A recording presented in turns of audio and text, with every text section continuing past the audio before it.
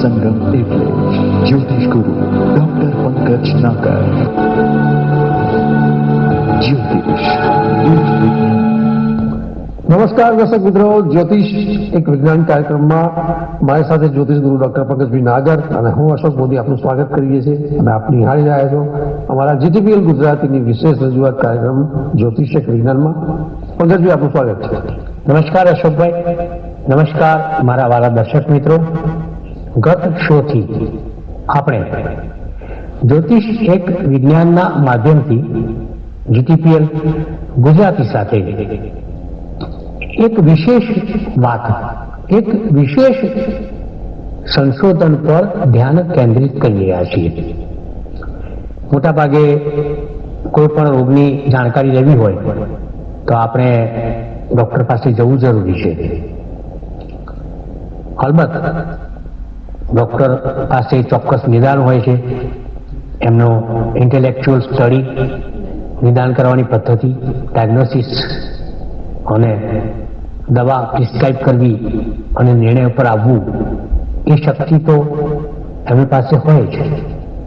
પરંતુ જ્યોતિષ શાસ્ત્રમાં પણ અનેકવિધ સિસ્ટમ એવી પડી છે કે જેના દ્વારા તમને કયો રોગ થઈ શકે, કયા ગ્રહના કારણે થઈ શકે, કયા નક્ષત્રના કારણે થઈ શકે અને કુંડળીના 12 સ્થાનની અંદર કયા સ્થાનની અંદર કયો ગ્રહ હોય એના આધારે તમને કયો રોગ થશે તેની એક વિશેષ અદ્ભુત જાણકારી આ શોની અંદર તમારા માટે મારા અને અશોકભાઈ થ્રુ કંઈક વિશેષ વાત કરવા માટે અહીં ભેગા થયા છીએ. બિલકુલ પંકજભાઈ, તમે ખૂબ જ સુંદર વાત કરી અને ગત એપિસોડમાં આપણે આ એપિસોડની આપણે શરૂઆત કરી હતી એક સિરીઝની. ખાસ દર્શક મિત્રો કે જે એક વ્યક્તિના જીવનમાં જે શારીરિક રોગો એ એક બહુ મોટો પ્રશ્ન છે આજે, કારણ કે આજની લાઈફસ્ટાઈલમાં શારીરિક રીતે સ્વસ્થ રહેવું એક બહુ ચેલેન્જિંગ બાબત છે. દરેક લોકો આપણે જોઈએ છે કે 10 માંથી 8 જણા આજે સ્વસ્થ નથી અથવા તો કોઈને કોઈ પ્રકારે ક્યાંક શારીરિક સમસ્યાથી મગજથી પીડાઈ ગયા છે. અને દરેક રોગ આજે એવા જટિલ સમસ્યાઓ છે આજની લાઈફસ્ટાઈલમાં કે જે આપણે જોઈ રહ્યા છીએ કે એટલી બધી જટિલ સમસ્યાઓ છે કે એના નિવારણ માટે ખૂબ જ લોકોને સંઘર્ષ કરવા પડતા હોય છે. અને આ એક લાઈફસ્ટાઈલનો એક કહેવાય ને કે હેડેક છે. વ્યક્તિ દરેક વ્યક્તિ આનાથી ઇરિટેટ થયેલા છે. ત્યારે પંકજભાઈ, શારીરિક રોગોમાં ગત એપિસોડમાં આપણે ચર્ચા કરી હતી કે જ્યોતિષની રીતે જાતકની જન્મ કુંડળીમાં એવા કયા ગ્રહો, યોગો, નક્ષત્રોની વાત છે અને એ કયા ભાવમાં એ જવાબદાર બને છે જાતકને અલગ અલગ સમસ્યાઓ શારીરિક જે આપવા માટે. તો એના સમાધાન રૂપી આપણે વાત કરીએ તો ગત એપિસોડમાં આપણે કેટલાક મસ્તિષ્કના જે રોગો છે એની વાત કરી હતી, એમાં હેરની વાત કરી હતી, આંખના રોગોની વાત કરી હતી. ત્યારે પરંતુ આજે આપણે વાત કરીશું કે બીજા એવા મસ્તિષ્કના જે રોગો છે, ઇન્ટરનલ જે માઉથના છે, બહારના છે, તો એવા બીજા કેટલાક રોગોની વાત કરીશું કે એમાં જાતકની જન્મ કુંડળીમાં કયા ગ્રહો, યોગો, નક્ષત્રો અને કયા ભાવમાં આ જે બાબતો બનતી હોય છે એનો પ્રભાવ હોય છે અને શારીરિક સમસ્યાઓ વ્યક્તિને આપતી હોય છે. તો આજે એની ચર્ચા કરીએ. ચોક્કસપણે અશોકભાઈ, આપણે આ બધા રોગ તમે જે વર્ણન કર્યું એને એ ધેટ ઇઝ કોલ્ડ ENT. એમાં ઇયર, નોઝ, થ્રોટ, ENT. કાન, નાક, ગળાના રોગ એની એક વિશેષ ચર્ચા. તો આ 3 અંગ સીધા કેતુ નામના ગ્રહ સાથે સંકળાયેલા છે. બિલકુલ. હવે કેમ કેતુ સાથે સંકળાયેલા છે એની એક અનકહી વાત. આપણે બધા મિત્રો જાણીએ છીએ કે રાહુ મસ્તક છે અને કેતુ ધડ છે. એટલે કેતુ પાસે અહીં જે રોગની ચર્ચા થઈ રહ્યા છે એના કોઈ અંગ નથી, કારણ કે એની પાસે મસ્તક નથી. બિલકુલ, મસ્તક નથી એટલે મોઢું નથી, કાન નથી, નાક નથી, જીભ નથી, ગળું નથી, કોની પાસે નથી? કેતુ પાસે. કેતુ પાસે. એનો મતલબ શું થાય કે કેતુ જ્યારે દેહ સ્થાનની અંદર બેસે કે એવા જાતકોને ઈએનટી ના પ્રોબ્લેમ વધારે થાય. તમને એક વાત કરું, થોડાક દિવસો અગાઉ જ મારી પાસે 2 કેસ આવેલા અને બંને બાળકના કેસ. તો એક બાળકના માતા પિતાએ મેડિકલ એડવાઇસ અનુસાર કાકડા જેને કહેવામાં, ટોન્સિલ્સ અંગ્રેજીમાં, એ કઢાવી નાખ્યા. એટલે રોગ પ્રતિકારાત્મક શક્તિ ઘટી. ટોન્સિલ્સ આર ધ સિગ્નલ્સ કે જે તમને થવાના રોગનો એક સંકેત અને એક સંદેશ આપે છે. પરંતુ એ ટોન્સિલ્સ કાઢી નાખ્યા એટલે રોગનો વધારે હુમલો થયો. એટલે શરદી થઈ જાય, વારંવાર કફ થઈ જાય, કાનમાં દુખાવો થઈ જાય અને રોગ થવાનો હોય તો ખબર ના પડે. તો એ બાળકની કુંડળીમાં મેં જોયું તો કેતુ કર્ક રાશિની અંદર દેહસ્થાનની અંદર હતો. એવો બીજો એક કિસ્સો આ પ્રકારે જ, પરંતુ એને ટોન્સિલ્સ કઢાવ્યા નહોતા. પરંતુ કેતુ અને શનિનું જોડાણ પહેલા ભાવની અંદર. તો અશોકભાઈને શું થાય ખબર કે એક તો કેતુને મસ્તક ના હોય એટલે મસ્તકની અંદર આવેલા ઓર્ગન્સ બાબતમાં એ સહજ રીતે અવેરનેસ એની હોય નહીં કેતુની. કેતુ ત્યાં જઈને ફર્સ્ટ હાઉસમાં બેસે એટલે આ બધા ઉપરના પાર્ટના અંગના રોગ આપે. એમાં શનિ આવ્યો. આ બીજા બાળકની હું વાત તમારી સમક્ષ કરી રહ્યો છું. તો Shani it's a slow moving planet અને કેતુ મેં તમને કહ્યું કે આપણે રોગ કરે. તો એ બાળકને શું હતું કે સાઇનસ ના પ્રોબ્લેમ હતા, સાઇનસાઇટિસ. એટલે કે નાકની અંદર આવેલા 2 પડદામાં સોજો થવો, અગર તો એની પરિસ્થિતિમાં ફેરફાર થવા કે જેથી કરીને તમારો નાકમાં બ્લોકેજ થઈ જાય. આખો તમે પ્રોપરલી એમાં શ્વાસ ના લઈ શકો. બિલકુલ બિલકુલ.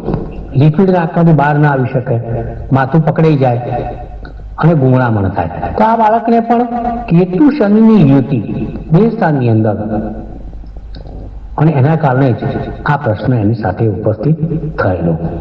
સો Ketu, I want to say the south node is the responsible planet કે જે ખરેખર આ પ્રકારના રોગ તમારી સમક્ષ લાવી શકે અને તમને એની કેટલીક માહિતી જે આપી મેં તમને એ પ્રકારના રોગ તમને કરી શકે. તો આ મૂળભૂત રીતે કેતુનો કમાલ છે. તમે જુઓ કે મેં એવી અસંખ્ય કુંડળીઓ અશોકભાઈ જોઈ છે, તમને આશ્ચર્ય થશે કે 3જા સ્થાનની અંદર કેતુ હોય, 11મા સ્થાનમાં કેતુ હોય તો એવા જાતકોને બહેરાશ વધારે હોય. બિલકુલ, આ બહુ નોટિસ કરવા જેવી વસ્તુ. 3જા અને 11મું સ્થાન ઉપચય સ્થાન છે. એમાં જો કેતુ હોય તેવા જાતકોને બહેરાશ આવે કાનની. જો 2જા અને 12મા સ્થાનની અંદર કેતુ આવે તો એવા જાતકોને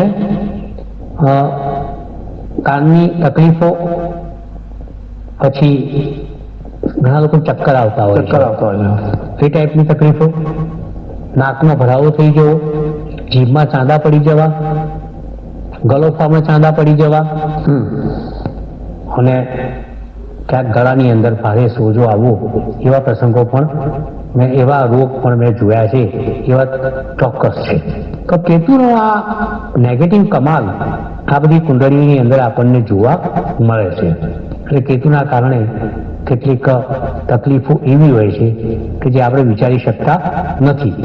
તો કેતુ એ તમારા ઈએનટીના તમામ રોગ સાથે સંકળાયેલો એક એવો પ્લેનેટ છે કે એની સાથે એના જો શત્રુ ગ્રહો કે ક્રૂર ગ્રહો એની સાથે બેસે તો રોગની અંદર વધારો કરે. જેમ કે કેતુ શનિ, કેતુ મંગળ, કેતુ પ્લુટો, આ બધા ગ્રહ બેસવાના કારણે આ ઈએનટીની બીમારીઓ તમને આવી શકે છે. તો આ વાત થઈ ઈએનટીની બીમારીની. મેં જેમ વાત કરી કે માત્ર કેતુ પણ સાથે બીજા ગ્રહો, શત્રુ ગ્રહો, ક્રૂર ગ્રહો અને કેતુને ન ગમતા ગ્રહો જો પ્રથમ, દ્વિતીય, 12મું, 3જું, 11મું સ્થાન એમાં બેસે તો એવા જાતકને 100% ENT ના જેને નાક, કાન અને ગળાના રોગ થાય છે એ વાત સુનિશ્ચિત છે.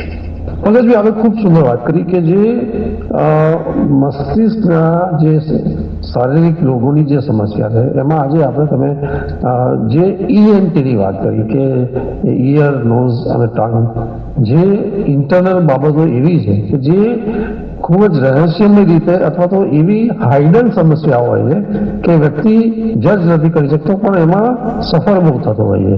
તો એના માટે પંકજભાઈએ ખૂબ સુંદર વાત કરી કે જે જ્યોતિષની દ્રષ્ટિએ કેતુ છે અને કેતુ સાથે જે અન્ય ગ્રહોની યુતિમાં જે બાબતો થોડીક ગંભીર પણ બની જતી હોય છે. ઘણીવાર પંકજભાઈ મેં જોયું કે ENTની જે સમસ્યા છે એટલી બધી ઘણીવાર ગંભીર પણ બની જાય છે અને એ સદંતર એટલું બધું ઇરિટેટ કરતી હોય છે વ્યક્તિને કે એમાંથી બહાર આવવા માટે બહુ જ સંઘર્ષ કરવા પડતા હોય છે. ત્યારે પંકજભાઈ એના ઉપાયની બાબત વાત કરીશું. એક એમાં શું કરી શકાય અથવા તો કેતુના આવા રહસ્યોમય જે બાબતો જે સમસ્યા બનતી હોય છે શારીરિક, તો એમાં આપણે શું કરી શકાય એની પણ વાત કરીશું. પણ એ પછી આપણે જો આગળ થોડી વાત કરીએ કે જ્યારે શારીરિક રોગની સમસ્યામાં વાત કરીએ છીએ જ્યોતિષની દ્રષ્ટિએ કે જાતકની જન્મકુંડળીમાં એવા કયા ગ્રહો, નક્ષત્રો, યોગો છે કે જે આવી શારીરિક સમસ્યાઓ આપતા હોય છે. તો એમાં આપણે હવે વાત કરીએ કે જે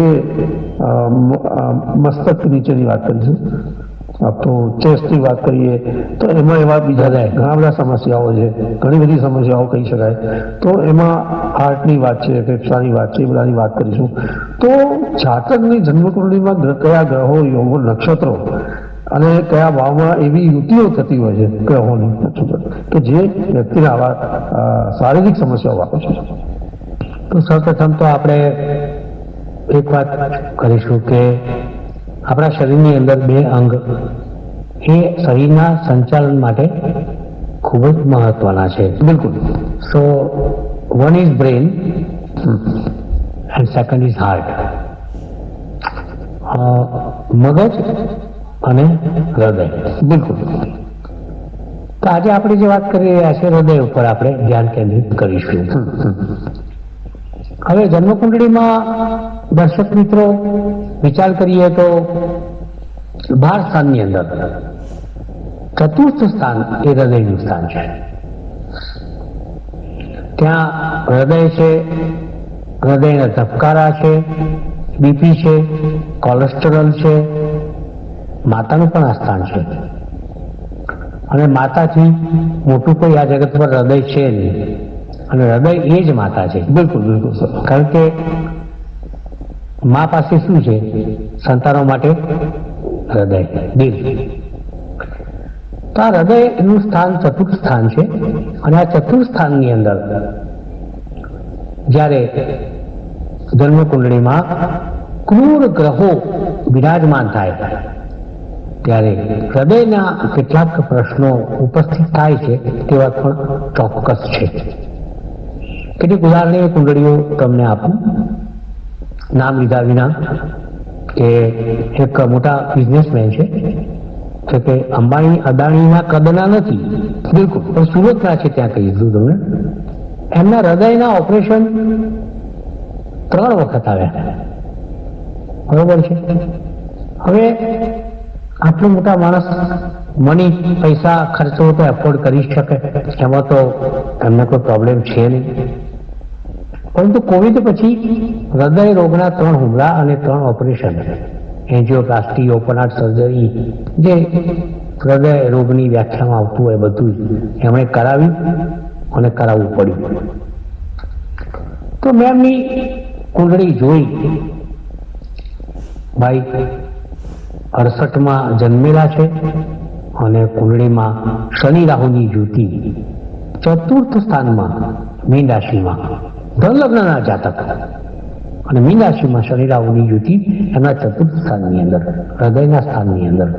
અને ખરેખર ઘટના પણ એવી જ બની કે હમણાં છેલ્લે છેલ્લું ઓપરેશન પણ જ્યારે મીનનો શનિ એપ્રિલ 2025 થી, એટલે આમ તો 29મી માર્ચથી ચાલુ થઈ ગયેલો 2025માં, પણ ત્યાર પછી મે મહિનાની અંદર 2025માં એમને બહુ મોટું ભારે ઓપન હાર્ટ સર્જરીનું ઓપરેશન આવ્યું અને માંડ એમાંથી એ બહાર આવ્યા. તેમની કુંડળીમાં પણ મીન રાશિના શનિ રાહુ ચતુર્થ સ્થાનની અંદર વિરાજમાન છે.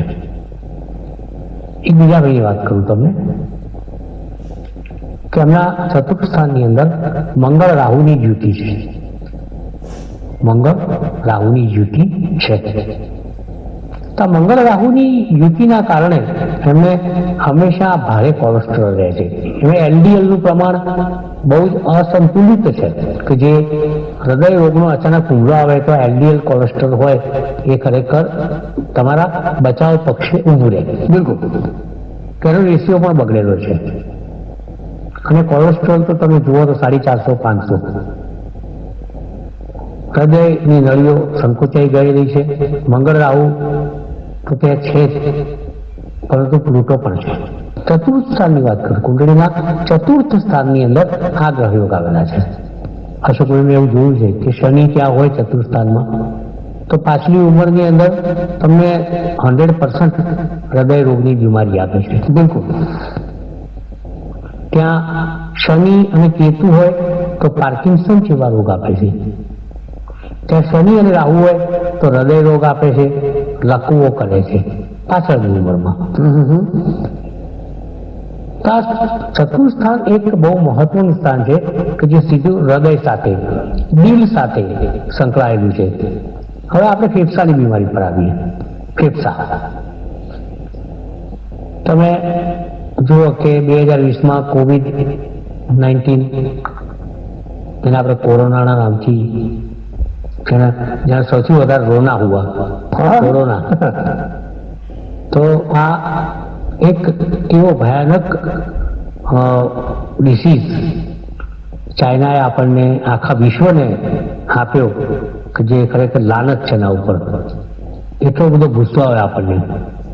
પરંતુ આ મોટાભાગનું મેં જોયું કે એવા લોકોને જીવ ગુમાવવો પડ્યો કે જે લોકોને ચતુર્થ સ્થાનમાં બુધ અને કેતુ, સમજવા જેવી વસ્તુ, ચતુર્થ સ્થાનમાં બુધ અને કેતુ હોય. બુધ છે એ તમારા ફેફસાની અંદર પાણી ભરાવું, ફેફસા બ્લોકેજ થવા એનો કારક છે. એની સાથે કેતુ બેસે એટલે બહુ ભારે થાય.